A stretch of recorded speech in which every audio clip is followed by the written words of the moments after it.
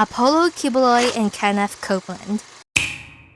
Those two megachurch pastors are the greatest examples of deception, greed, and corruption in a church. The unfortunate members of their congregations were subjected to a daily dose of prosperity gospel that most of them could no longer connect to real life at all.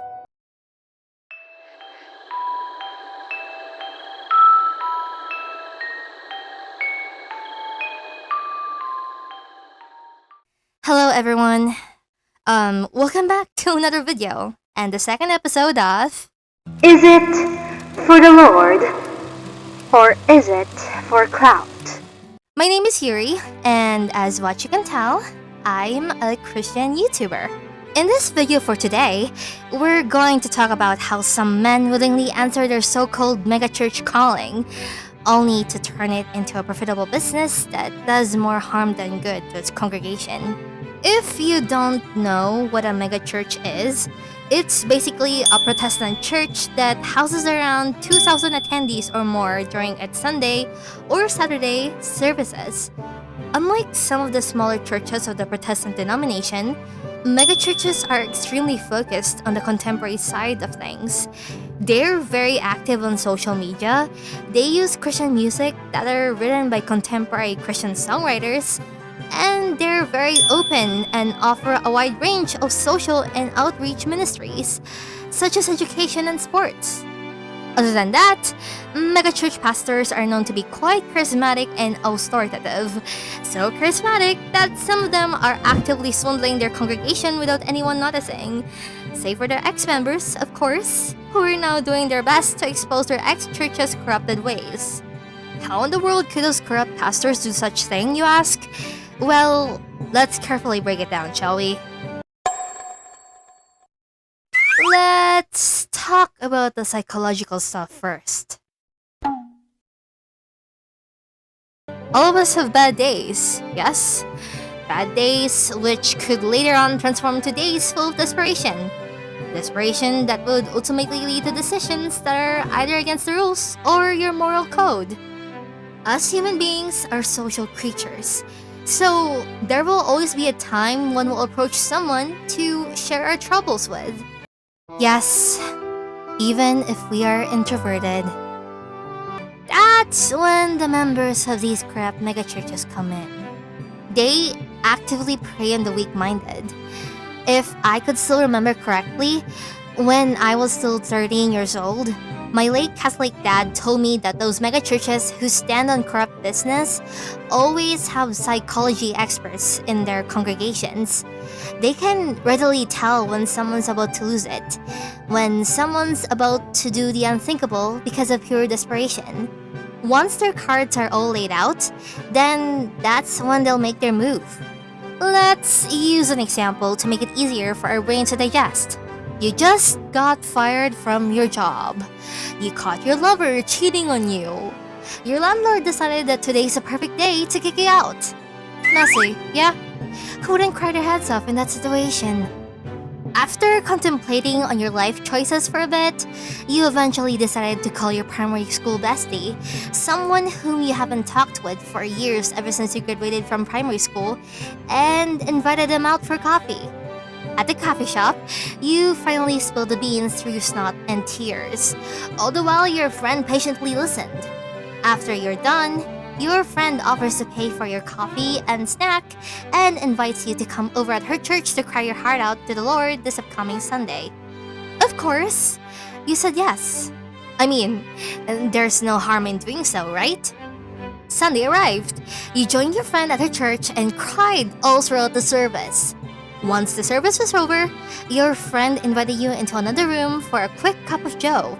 After finishing the free cup of church coffee, your friend then told you to write your prayers on a piece of paper. After doing so, your friend then pointed at the box found at the far end of the room and told you to slip the paper into the box, to which you did without any questions.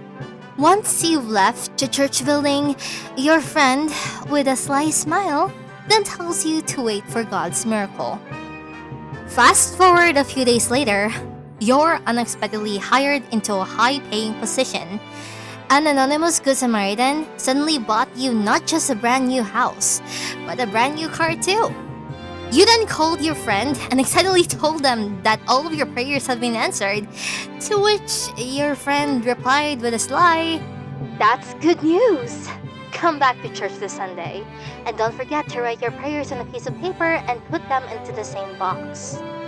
You did all of those without thinking that you're now similar to a hungry fish who more than willingly nabbed on a piece of bait, only to be yanked out of the water by the fisherman a few seconds later. Yes, they're using their so-called miracles or answered prayers as bait. Remember the written prayer and the box? Oh, yeah. One of their church's higher-ups would slip into the room once the building's cleared out and read every single prayer one by one, all the while contacting their pastor about the fees that they'll need to answer each prayer.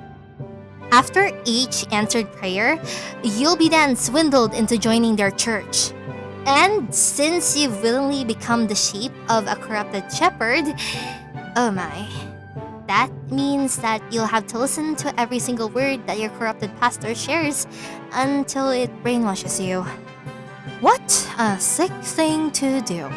I know. If you're Protestant, then I'm sure that you know who Billy Graham is. Every time you flee from the presence of God, you're in trouble. Every time. Every time you miss your devotional life, every time you miss your time of prayer, every time you miss your time of reading the Word, as a Christian, you're in trouble. And every time you hear the gospel and do nothing about it, you're in trouble. You're in eternal trouble. Because living inside of your body is a spirit, and that spirit lives forever, either in heaven or hell. And you're taking a chance every time you hear the gospel and do nothing about it. If you're Catholic, then I'm sure that you know who Pope John Paul II is. Listen to his voice. Do not be afraid. Do not be afraid.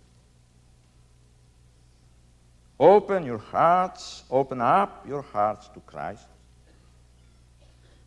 The deepest joy there is in life is the joy that comes from God and is found in Jesus Christ.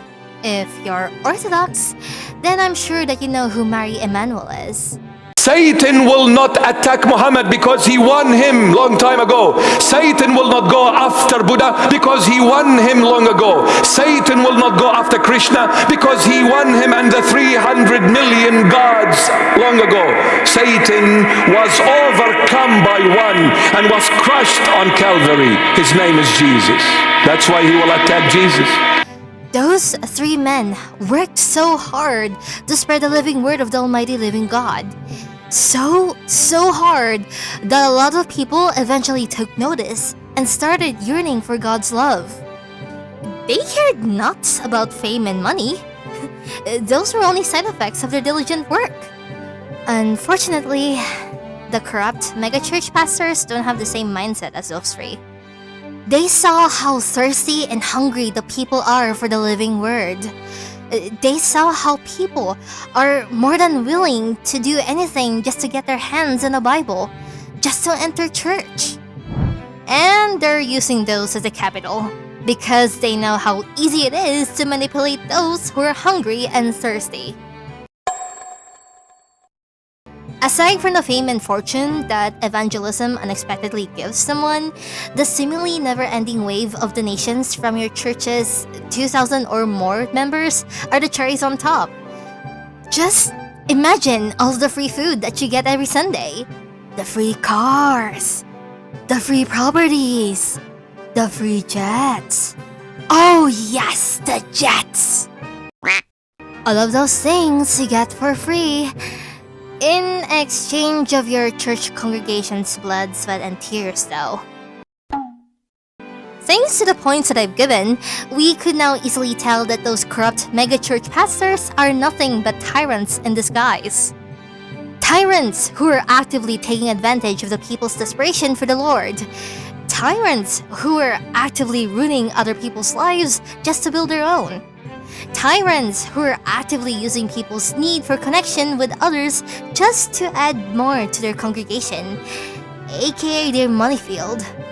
Tyrants who hide their true intentions behind non-biblical prosperity gospels. As I wrote the script for this video, I couldn't help but link them to that one teacher of the law who approached Jesus, saying that he wanted to follow him, only to be turned down by the Son of the Most High. Book of Matthew, chapter 8, verses 19 to 20. Then a teacher of the law came to him and said, "Teacher, I will follow you wherever you go." Jesus replied, "Foxes have dens, and birds have nests, but the Son of Man has no place to lay his head." Why did Jesus turn the teacher of the law down? Easy.